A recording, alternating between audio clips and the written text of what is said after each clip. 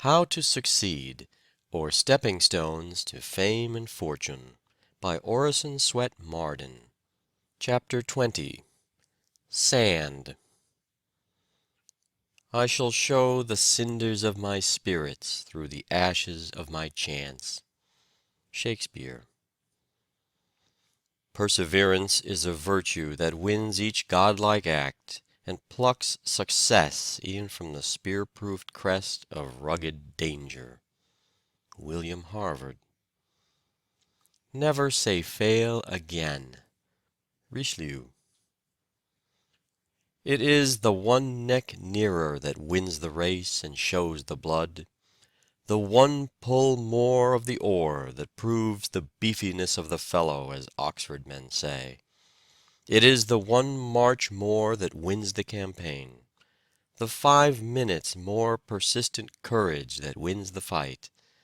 Though your force be less than another's, you equal and outmaster your opponent if you continue it longer and concentrate it more. Smiles. I know no such unquestionable badge and ensign of a sovereign mind as that tenacity of purpose which through all changes of companions or parties or fortunes changes never, bates no jot of heart or hope, but wearies out opposition and arrives at its port. "Well done, Tommy Brooks!" exclaimed his teacher in pleased surprise, when the dunce of the school spoke his piece without omitting a single word. The other boys had laughed when he rose, for they expected a bad failure. But when the rest of the class had tried, the teacher said Tommy had done the best of all, and gave him the prize. "And now tell me," said she, "how you learned the poem so well." "Please, ma'am, it was the snail on the wall that taught me how to do it," said Tommy. At this the other pupils laughed aloud, but the teacher said, "You need not laugh, boys, for we may learn much from such things as snails. How did the snail teach you, Tommy?" "I saw it crawl up the wall, little by little," replied the boy. "It did not stop nor turn back, but went on and on. And I thought I would do the same with the poem. So I learned it little by little, and did not give up. By the time the snail reached the top of the wall, I had learned the whole poem." I may here impart the secret of what is called good and bad luck, said Addison. There are men who, supposing Providence to have an implacable spite against them, bemoan in the poverty of old age the misfortunes of their lives. Luck forever runs against them and for others. One with a good profession lost his luck in the river, where he idled away his time a-fishing. Another with a good trade perpetually burnt up his luck by his hot temper, which provoked all his employees to leave him. Another with a lucrative business lost his luck by amazing diligence at everything but his own business. Another who steadily followed his trade, as steadily followed the bottle. Another who was honest and constant to his work, erred by his perpetual misjudgment. He lacked discretion. Hundreds lose their luck by indulging sanguine expectations, by trusting fraudulent men, and by dishonest gains. A man never has good luck who has a bad wife. I never knew an early rising, hard working, prudent man, careful of his earnings and strictly honest, who complained of his bad luck. A good character, good habits, and iron industry are impregnable to the assaults of the ill luck that fools are dreaming of. But when I see a tatterdemalion creeping out of a grocery late in the forenoon, with his hands stuck into his pockets, the rim of his hat turned up and the crown knocked in, I know he has had bad luck, for the worst of all luck is to be a sluggard, a knave, or a tippler. "You have a difficult subject," said Anthony Trollope at Niagara Falls to an artist who had attempted to draw the spray of the waters. "All subjects are difficult," was the reply, "to a man who desires to do well." "But yours, I fear, is impossible," said Trollope. "You have no right to say so, till I have finished my picture," protested the artist. "Tell Louisa to stick to her teaching. She can never succeed as a writer." When her father delivered the rejected manuscript of a story sent to James T. Fields, editor of the Atlantic Monthly, with the above message, Miss Alcott said, "Tell him I will succeed as a writer, and some day I shall write for the Atlantic." Not long after, she sent an article to the Atlantic and received a check for $50. With the money, she said, she bought a second-hand carpet for the parlor, a bonnet for her sister, shoes and stockings for herself.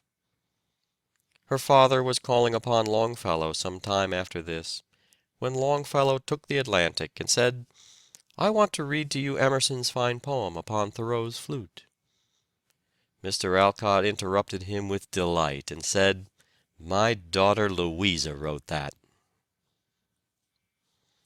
"Men talk as if victory were something fortunate," says Emerson. "Work is victory. Wherever work is done, victory is obtained. There is no chance and no blanks. You want but one verdict. If you have your own, you are secure of the rest. But if witnesses are wanted, witnesses are near." "Young gentlemen," says Francis Wayland, "remember that nothing can stand day's work." Alexander the Great exclaimed to his soldiers, disaffected after a long campaign, "Go home, and tell them that you left Alexander to conquer the world alone." "We discount only our own bills, and not those of private persons," said the cashier of the Bank of England, when a large bill was drawn by Anselm Rothschild of Frankfort on Nathan Rothschild of London. "Private persons!" exclaimed Nathan, when told of the cashier's remark. "I will make these gentlemen see what sort of private persons we are." 3 weeks later he presented a £5 note at the bank at the opening of the office.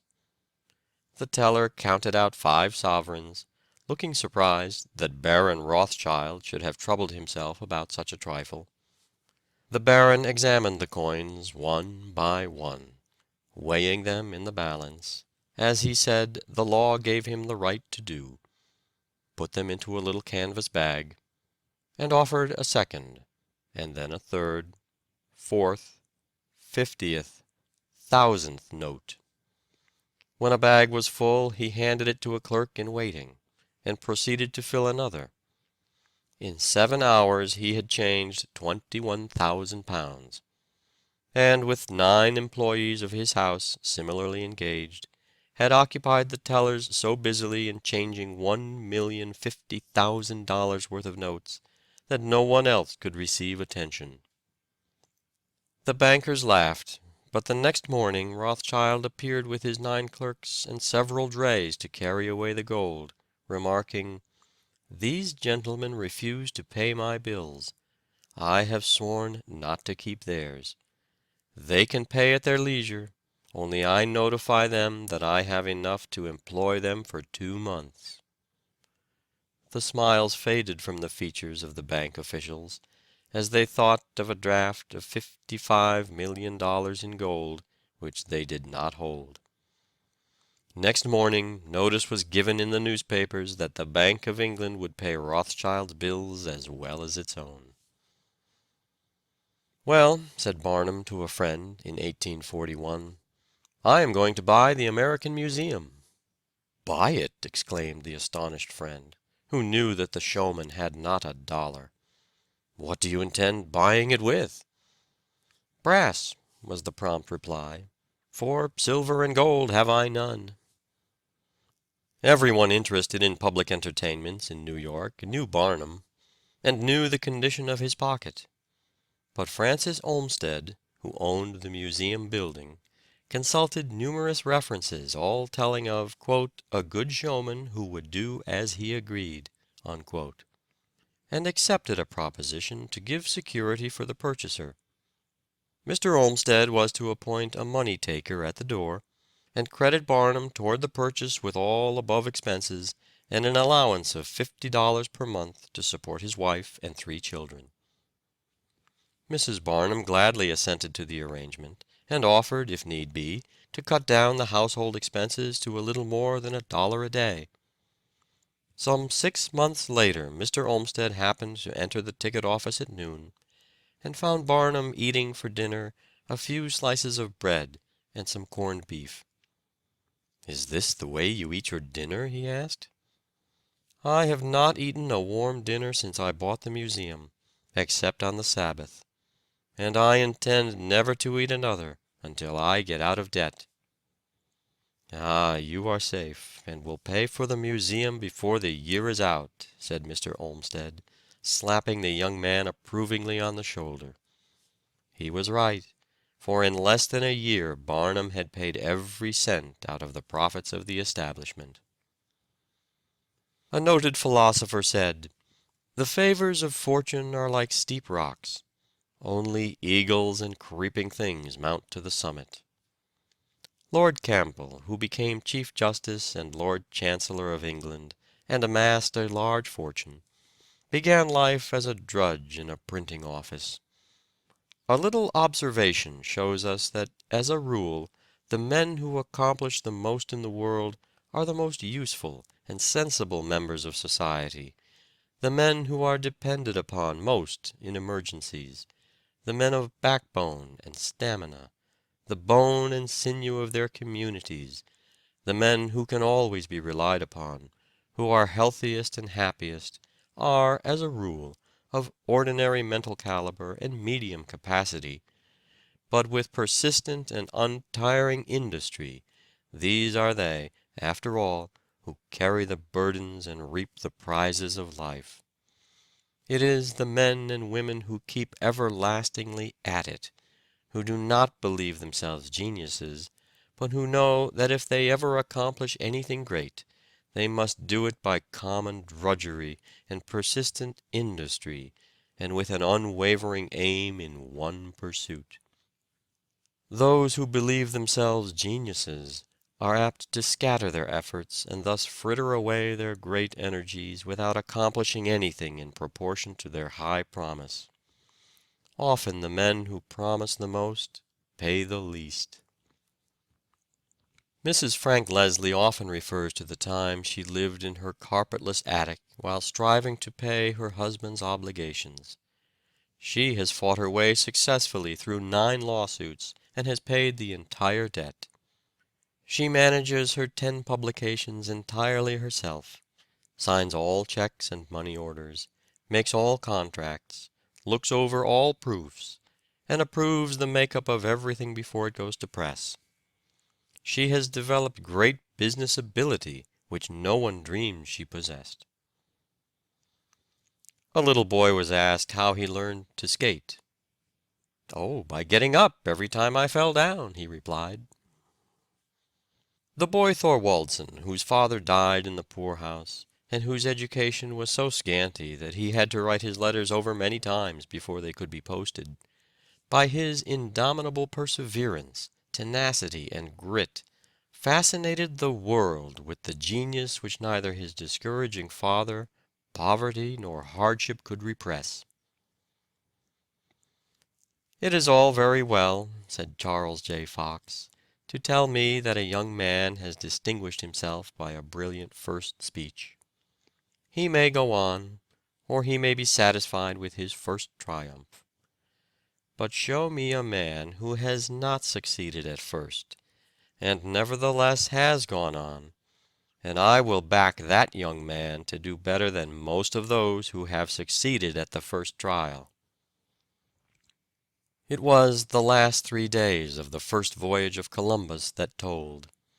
All his years of struggle and study would have availed nothing if he had yielded to the mutiny. It was all in those 3 days. But what days! Often defeated in battle, said Macaulay of Alexander the Great, he was always successful in war. He might have said the same of Washington, and, with appropriate changes, of all who win great triumphs of any kind. One of the greatest preachers of modern times, Lacordaire, failed again and again. Everybody said he would never make a preacher, but he was determined to succeed, and in 2 years from his humiliating failures he was preaching in Notre Dame to immense congregations. Orange Judd was a remarkable example of success through grit. He earned corn by working for farmers, carried it on his back to mill, brought back the meal to his room, cooked it himself, milked cows for his pint of milk per day, and lived on mush and milk for months together. He worked his way through Wesleyan University and took a 3 years postgraduate course at Yale. Oh, the triumphs of this indomitable spirit of the conqueror! This it was that enabled Franklin to dine on a small loaf in the printing office with a book in his hand. It helped Locke to live on bread and water in a Dutch garret. It enabled Gideon Lee to go barefoot in the snow, half-starved and thinly clad. It sustained Lincoln and Garfield on their hard journeys from the log cabin to the White House. The very reputation of being strong-willed, plucky, and indefatigable is of priceless value. It often cows enemies, and dispels at the start opposition to one's undertakings which would otherwise be formidable. When you get into a tight place and everything goes against you, till it seems as if you could not hold on a minute longer, said Harriet Beecher Stowe, never give up then, for that's just the place and time that the tide'll turn. Never despair, says Burke, but if you do, work on in despair. Once, when Marshal Ney was going into battle, looking down at his knees which were smiting together, he said, "You may well shake. You would shake worse yet if you knew where I am going to take you." "Go it, William," an old boxer was overheard saying to himself in the midst of a fight. At him again. Never say die. A striking incident is related of the early experience of George Law, who in his day was one of the most conspicuous financiers and capitalists of New York City. When he was a young man, he went to New York, poor and friendless.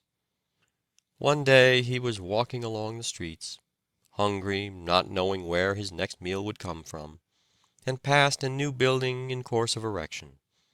Through some accident one of the hod carriers fell from the structure and dropped dead at his feet. Young Law, in his desperation, applied for the job to take the dead man's place, and the place was given him. He went to work, and this was how one of the wealthiest and shrewdest New York businessmen got his start. See young Disraeli, sprung from a hated and persecuted race, without opportunity, pushing his way up through the middle classes, up through the upper classes, until he stands self-poised upon the topmost round of political and social power. Scoffed, ridiculed, rebuffed, hissed from the House of Commons, he simply says, "The time will come when you will hear me." The time did come, and the boy with no chance swayed the scepter of England for a quarter of a century. If impossibilities ever exist, popularly speaking, they ought to have been found somewhere between the birth and the death of Kitto, that deaf pauper and master of Oriental learning. But Kitto did not find them there. In the presence of his decision and imperial energy, they melted away. Kitto begged his father to take him out of the poorhouse, even if he had to subsist like the Hottentots. He told him that he would sell his books and pawn his handkerchief, by which he thought he could raise about 12 shillings.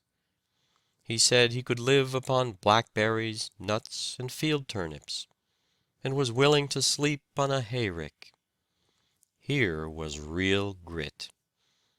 What were impossibilities to such a resolute will? Patrick Henry voiced that decision which characterized the great men of the Revolution when he said, "Is life so dear, or peace so sweet, as to be purchased at the price of chains and slavery? Forbid it, Almighty God! I know not what course others may take, but as for me, give me liberty or give me death." Look at Garrison reading this advertisement in a Southern paper. $5,000 will be paid for the head of W.L. Garrison by the governor of Georgia. Behold him again. A broadcloth mob is leading him through the streets of Boston by a rope. He is hurried to jail. See him return calmly and unflinchingly to his work, beginning at the point at which he was interrupted. Note this heading in The Liberator, the type of which he set himself in an attic on State Street in Boston. "I am in earnest. I will not equivocate. I will not excuse. I will not retreat a single inch. And I will be heard." Was Garrison heard? Ask a race set free largely by his efforts. Even the gallows erected in front of his own door did not daunt him. He held the ear of an unwilling world with that burning word, freedom, which was destined never to cease its vibrations until it had breathed its sweet secret to the last slave. At a time when abolitionists were dangerously unpopular, a crowd of brawny Cape Cod fishermen had made such riotous demonstrations that all the speakers announced, except Stephen Foster and Lucy Stone, had fled from an open-air platform. "You had better run, Stephen," said she. "They are coming." "But who will take care of you?" asked Foster.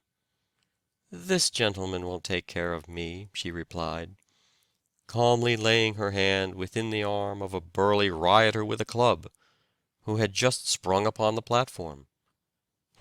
"What did you say?" stammered the astonished rowdy, as he looked at the little woman.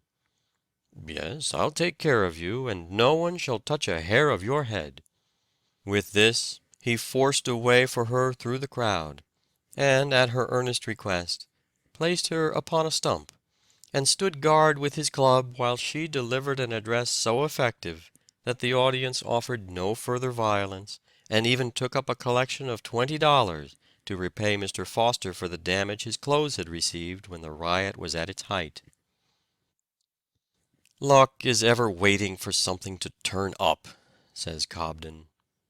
"Labor, with keen eyes and strong will turn up something. Luck lies in bed and wishes the postman would bring him the news of a legacy. Labor turns out at 6 o'clock, and with busy pen or ringing hammer lays the foundation of a competence. Luck whines. Labor whistles. Luck relies on chance. Labor on character. There is no luck, for all practical purposes, to him who is not striving, and whose senses are not all eagerly attent. What are called accidental discoveries are almost invariably made by those who are looking for something. A man incurs about as much risk of being struck by lightning as by accidental luck. There is perhaps an element of luck in the amount of success which crowns the efforts of different men, but even here it will usually be found that the sagacity with which the efforts are directed and the energy with which they are prosecuted measure pretty accurately the luck contained in the results achieved. Apparent exceptions will be found to relate almost wholly to single undertakings, while in the long run the rule will hold good. Two pearl divers, equally expert, dive together and work with equal energy. one brings up a pearl, while the other returns empty-handed. But let both persevere, and at the end of 5, 10, or 20 years, it will be found that they succeeded almost in exact proportion to their skill and industry. Lincoln, being asked by an anxious visitor what he would do after 3 or 4 years if the rebellion was not subdued, replied, "Oh, there is no alternative but to keep pegging away." "It is in me, and it shall come out," said Sheridan, when told that he would never make an orator, as he had failed in his first speech in Parliament.